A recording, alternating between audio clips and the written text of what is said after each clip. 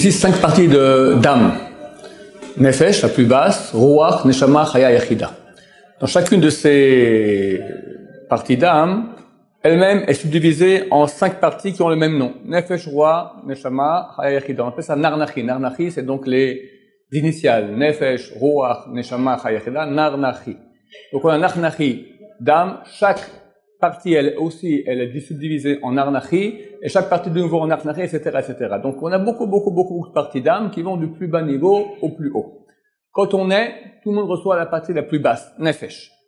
À l'âge de 13 ans pour les hommes, 12 ans pour les femmes, on reçoit encore une deuxième partie qui est assez haute, le Ruach. Et enfin, à l'âge de 20 ans, on reçoit Neshama qui est encore beaucoup plus haute. Et après, déjà même avant, chaque anniversaire, on reçoit des parties supplémentaires, et quand on fait des grandes histoires, on reçoit encore des parties supplémentaires. Plus quelqu'un aura des hautes parties d'âme, plus il sentira une proximité d'Hachem, plus les prières qu'il fera auront un impact, plus il aura un grand lamaba, plus il sera protégé par Hachem. Enfin, c'est la réussite de tout.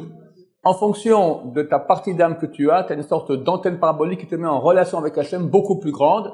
Et celui qui est très très haut, il reçoit même Ruach HaKodesh, l'Esprit Saint, et même la prophétie, d'accord? C'est uniquement les niveaux d'âme que nous avons qui réalisent notre vraie valeur.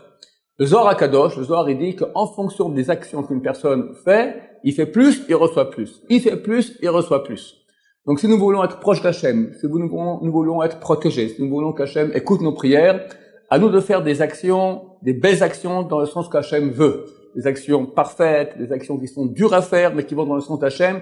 C'est ainsi qu'on reçoit le plus grand flux d'âme. Il y avait un tzaddik dans une génération qui est décédé il y a une vingtaine d'années, le Rav Shimshon Pinkus, il raconte que un jour, il a fait la Bdikat Hametz, il vérifie le Hametz, donc la veille de Pessah, et c'est une maison qu'il louait, et bon, il a fini. Tout coup, il voit, dans le plafond, il voit une lucarne comme ça, une sorte de porte. Il va, il ouvre, et il voit qu'il y a un grenier entier. Plein de poussière. Il a pas cachérisé pour Pessah. Qu'est-ce qu'il fait? À 11 heures du soir, après qu'on ait crevé des préparations pour Pessah, on peut dire, ok, c'est bon, je le vends à un goy, je vais dormir. Il dit, non, on va pas faire ça. Il a commencé à tout laver comme ça jusqu'à 5 heures du matin.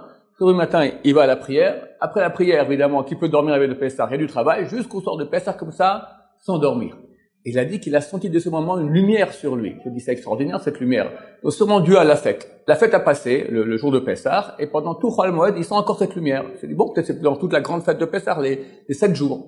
7 jours sont passés, il sent encore cette lumière. Et tout il a dit, depuis ce moment, toute ma vie, j'ai senti cette lumière.